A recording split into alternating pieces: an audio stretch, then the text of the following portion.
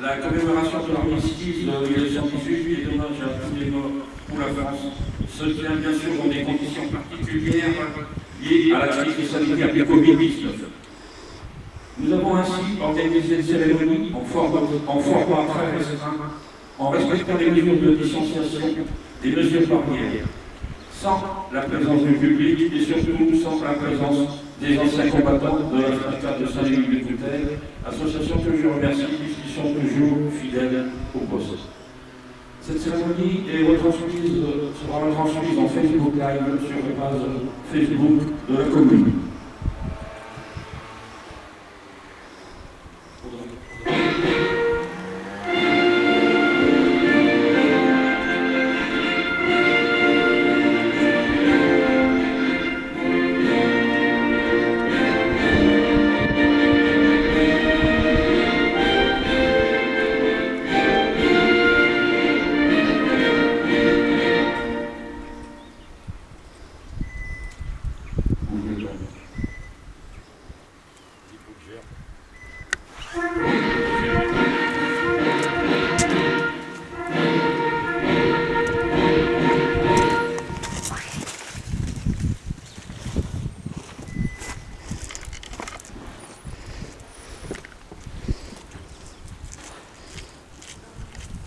Nous allons observer une minute de silence en mémoire des morts, bien sûr, de 14-18, mais également de tous les morts pour la France, pour la paix.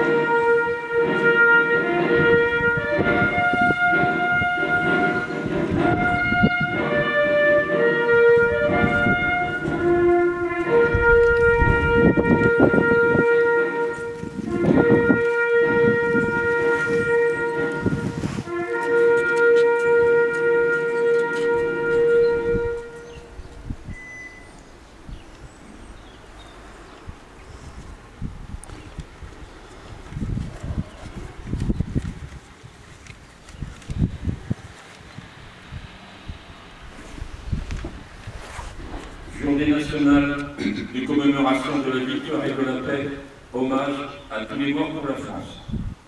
Geneviève Darussiec, ministre déléguée auprès de la ministre des Armées, chargée de la mémoire et des anciens combattants.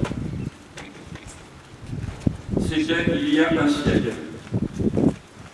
Ce 10 novembre 1920, la Grande Guerre est achevée depuis 2 ans.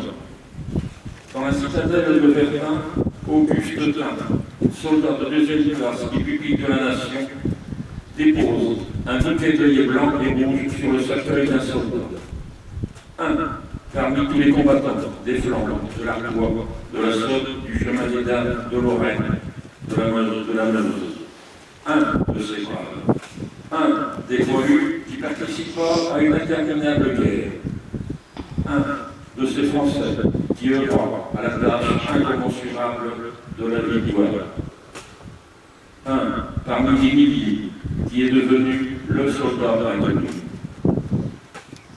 Le 11 novembre 1920, le peuple de France l'accompagne solennellement sous les voûtes de l'Arc de Triomphe.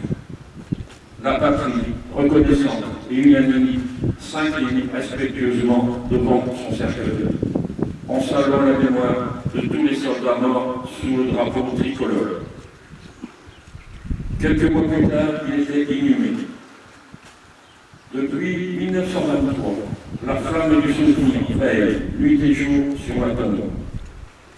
Chaque soir, elle est ravivée pour que jamais ne s'éteigne la mémoire.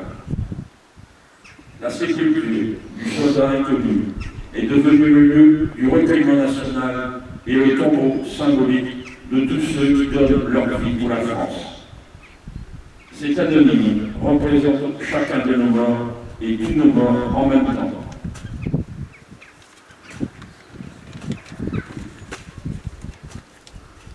Cette mémoire vit également dans chacune de nos communes, dans chaque ville et chaque village de France, dans chacun de nos monuments morts, dans chacun des cimetières, dans nos mémoires familiales.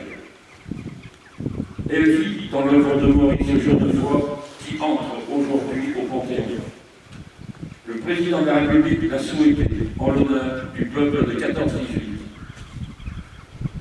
Maurice Genevoix n'entre pas seul dans le temple de la nation. Il y entre en soldat des éparges, en écrivain et en porte-étendard de ceux de 14. Il y entre avec ses millions de frères d'armes, ceux dont il a immortalisé le souvenir, l'héroïsme et les souffrances. Il y entre avec toute la société, de la première ligne à l'arrière, mobilisée face à l'adversité et qui a tenu avec une admirable endurance. 8 millions de soldats combattus sous les couleurs de notre drapeau. Aucun d'entre eux ne revint totalement indemne. Des centaines de milliers furent blessés dans leur chair comme dans leur âme. 1 400 000 tombèrent au champ d'honneur. Nous ne les oublions pas. Inlassablement, nous les honorons.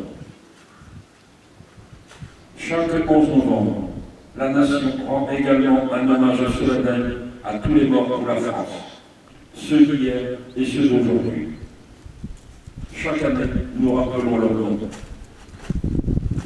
Chaque 11 novembre est un moment d'unité nationale et de cohésion autour de ceux qui donnent leur vie pour la France, de ceux qui la servent avec dévouement et courage.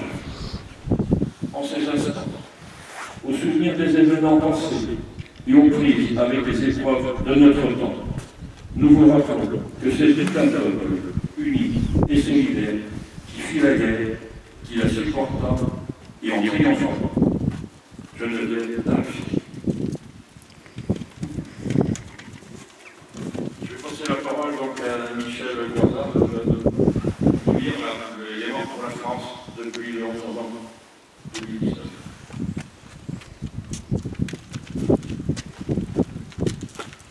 Mort pour la France, 11 novembre 2020. Chef de bataillon, Clément Frison-Roche, 5e régiment d'hélicoptères de combat.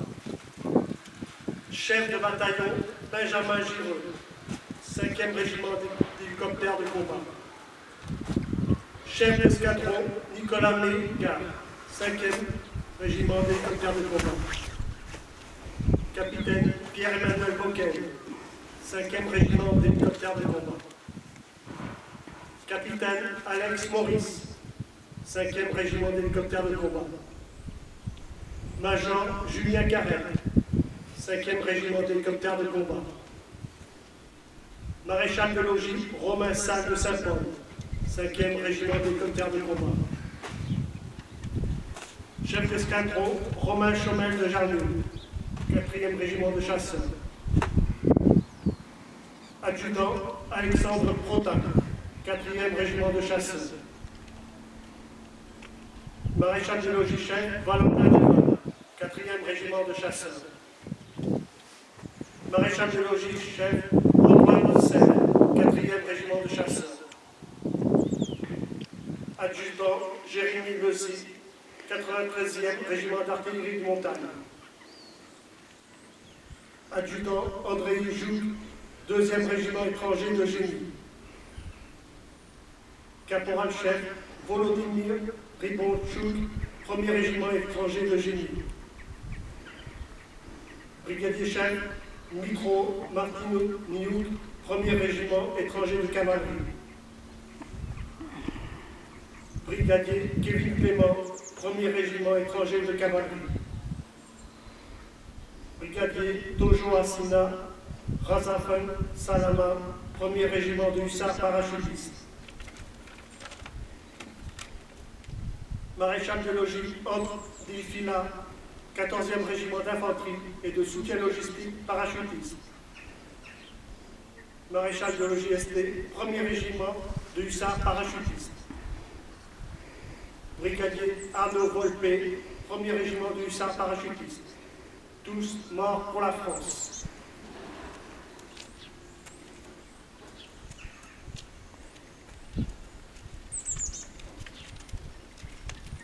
Et maintenant, petite évocation pour Salimine.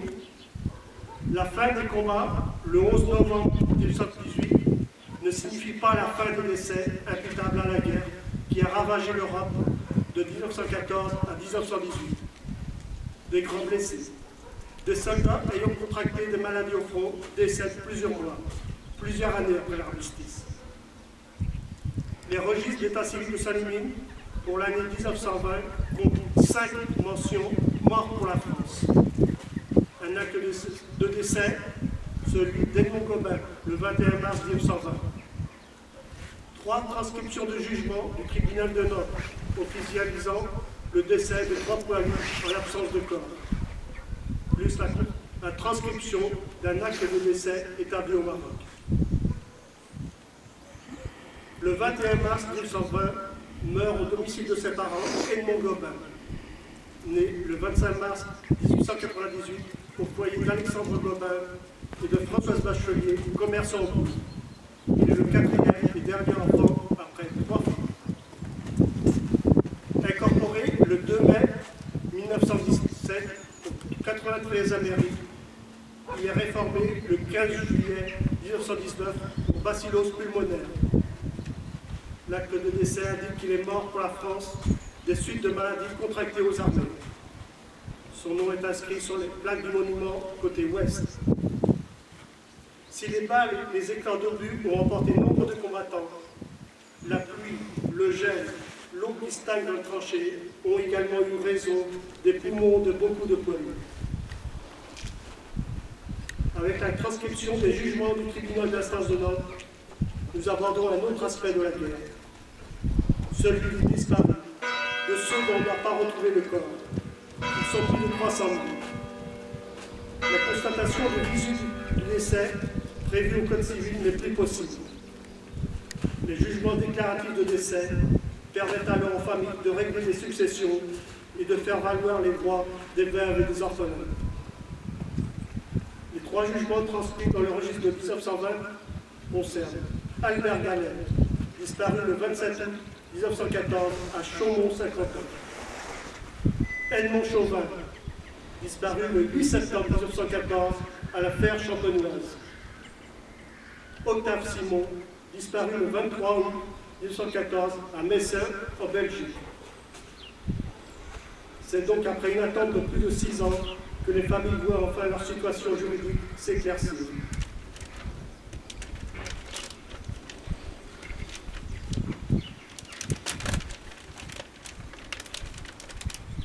La 5e mention, mort pour la France, que l'on rencontre dans l'état civil de notre commune en 1920, concerne un jeune qui n'a pas fait la guerre en France. Trop jeune pour être mobilisé pour la Première Guerre mondiale, puisqu'il est né en 1900. En effet, c'est l'armistice de 1918 signe la fin des combats en France. La guerre continue au Moyen-Orient et en Afrique du Nord.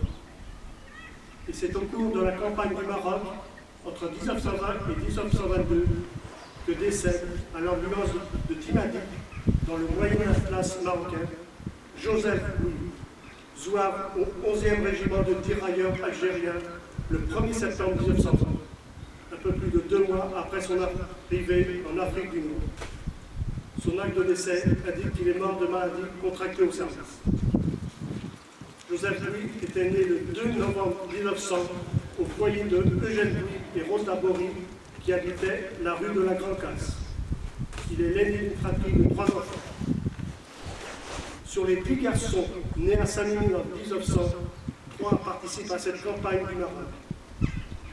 Auguste Tabar de la Barre et Alphonse Vinette du Grand Champ en reviendront vivre.